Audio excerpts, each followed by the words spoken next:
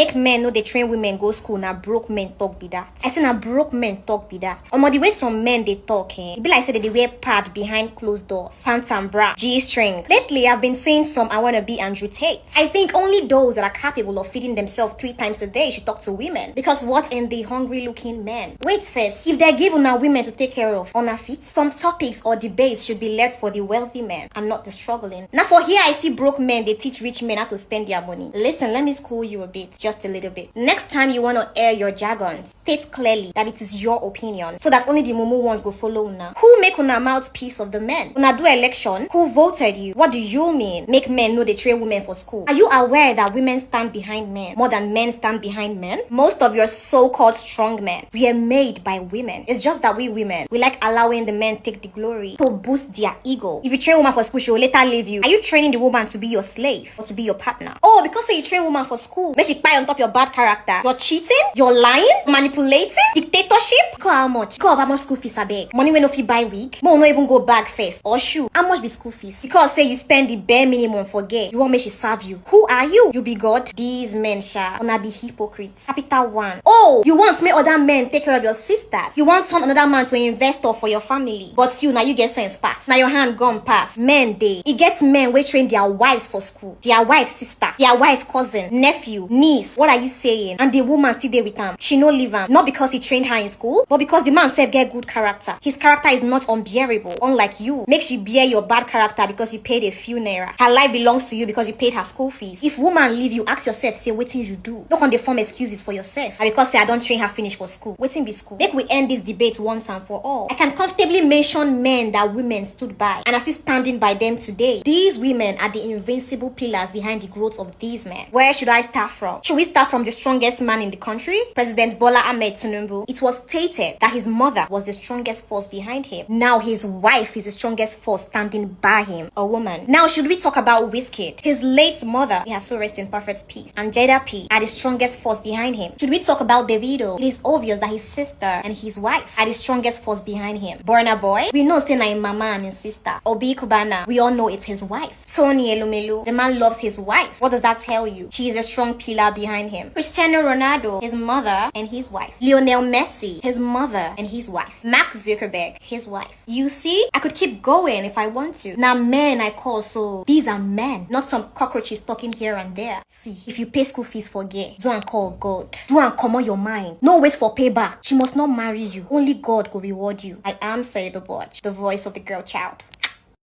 You guys remember this Donald Trump's bestie, Nigerian billionaire, Donald Trump's friend, who called out Donald Trump for not inviting her to his inauguration and said she demanded an apology, that Donald Trump was being very disrespectful to not have invited her to America for his inauguration.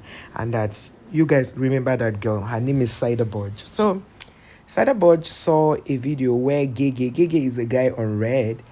Gheghe said, calls himself a financial expert, and then tells people on podcasts that no man should marry, that they should just, if they want children, they should go ahead getting women pregnant and have children. They should not marry.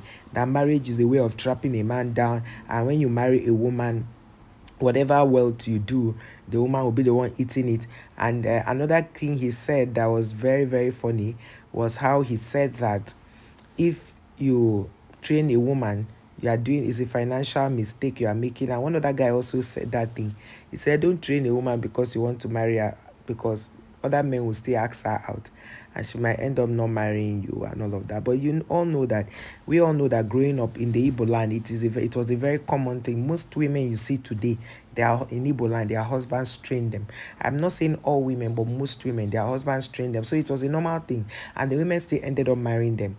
Only a few did not marry. So when you now say that women whose husband train don't end up marrying them, you should check the Igbo land very well and learn from them.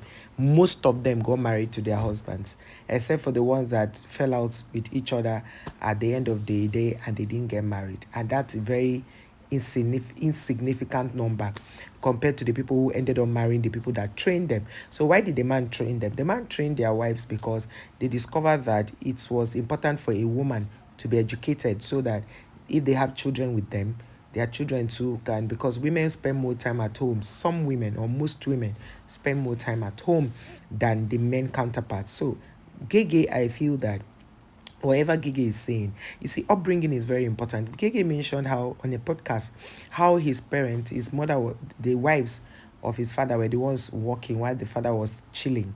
They go to the farm work while the father was chilling. And he talked about how when he became I think he said he became a principal or something. He was a head teacher in a school before he went to Ghana. He talked about his upbringing in all that Gheghe said. So he's now that he has money, then someone will understand why he will say a thing like that, because maybe he's poor. But now that Gheghe has money to be able to take care of a family, why is he advising people not to? Another thing I see about Gheghe is that he seemed to me like someone who likes controversy, because that's how he makes money. So if you are following Gheghe's teachings, be careful, because you might end up, except for his financial advice that some are very true, not all. And like the one he said, to live in a hotel is the best thing. Some people might think that that's the best financial advice that they can ever get, to live in a hotel. But if you live in that hotel, you say there's constant light, you won't pay for all those things. It's factored into that money you are paying.